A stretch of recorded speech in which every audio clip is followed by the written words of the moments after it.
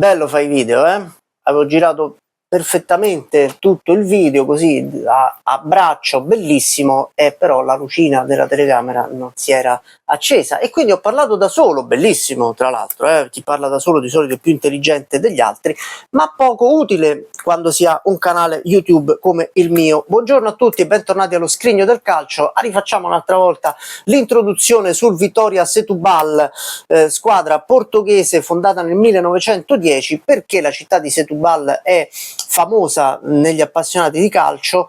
Perché ovviamente è la città che ha dato i natali a José Mourinho, ma io ho voluto inserirla in questa rubrica, le vecchie avversarie, in cui ricordiamo squadre straniere che abbiano affrontato in passato club italiani nelle coppe europee, perché ha uno score abbastanza nutrito contro squadre italiane. Io me ne ricordavo una sola e pensavo, certamente per mia ignoranza, che fosse stato l'unico scontro con squadre italiane, quello che mi ricordavo io, e in realtà ce ne sono molti altri, sono ben 5 gli scontri tra il Vitória Setúbal e le squadre italiane. Ma parliamo un attimo di che tipo di club sia quello portoghese. Fondato nel 1910, ha vinto nella sua storia non moltissimo, ma sappiamo che in Portogallo vincere il titolo è roba per pochi eletti.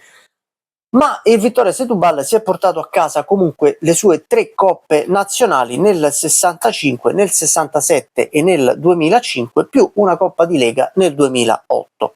Quali sono i confronti con le squadre italiane? Partiamo dal 66-67, Coppa delle Fiere, 16esimi di finale. Poi dici: perché non te lo ricordavi? Perché è un pochino datato. La Juve vince 3-1 al Comunale e perde e vince 2-0 anche in Portogallo e passa il turno. Salto di 2 anni, 68-69, sempre Coppa delle Fiere, ottavo di finale, e questa volta il Vitória Setúbal ce le dà sonoramente. Vince 3-0 con la Fiorentina in Portogallo e perde 2-1 a Firenze, ma tanto basta per eliminare i viola. Che fai? Non te la fai una doppietta con la Fiorentina? Ma sì, perché no? 72-73, 16esimi di finale, vittoria Fiorentina 1-0, Fiorentina vittoria 2-1. Oggi si sarebbe andata ai supplementari, all'epoca c'era il gol in trasferta e quindi la Fiorentina se ne torna di nuovo a casa, ma a quel punto il Vitória Setúbal ci aveva preso gusto. Agli ottavi di finale si ritrova di fronte l'Inter, dice: sai che c'è? Via pure loro.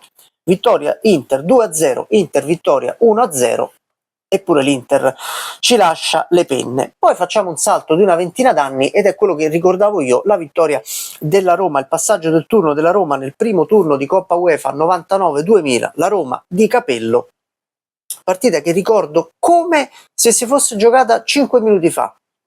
A volte ho dei flash che mi ricordo le partite benissimo, mi ricordo dove ero quando le ho viste, che facevo, che sensazione ebbi nel vederla. Alcune partite mi danno questa sensazione, non so se anche a voi capita, ma non magari partite importanti come la finale dei mondiali del 2006, che tutti sanno dove erano, ma ecco partite di cui fondamentalmente mi interessava pure poco. La Roma vince 7-0 e mi ricordo anche in particolare un po' strambo, Roma con la maglia classica rossa, Roma di Capello, e pantaloncini blu, così non trovavano quelli soliti bianchi, dice: mettiamoci questi blu. Vabbè. Al ritorno, partita piena di sbadigli, noiosissima, vince Vittoria 1-0, ma i 6 gol totali di scarto permettono alla Roma di andare avanti. E poi l'ultimo scontro, che non mi ricordavo nonostante sia abbastanza recente, 2005-2006, primo turno di Coppa UEFA, Vittoria Sampdoria. La Sampdoria si qualifica grazie all'1-0 ottenuto a Marassi. In Portogallo finisce 1-1. Dopodiché il Vitória Setúbal è andato incontro veramente a un tracollo impressionante. Nel 2020 è retrocesso dalla prima divisione della Serie A portoghese e ha avuto un dissesto finanziario clamoroso che l'ha portata addirittura a finire in quarta serie, dove si trova ancora oggi. E quegli scontri con squadre italiane appartengono non solo a un altro calcio, ma veramente a un'altra epoca, non solo quelli degli anni 70, ma anche gli ultimi, perché questa squadra sta veramente patendo le pene dell'inferno. Magari se risalirà Ne parleremo su questi schermi, dove ci vedremo la settimana prossima, ci vedremo pure domani, ma ci vedremo la settimana prossima per la rubrica Le vecchie avversarie e per per un altro club in un'altra nazione sparsa per l'Europa.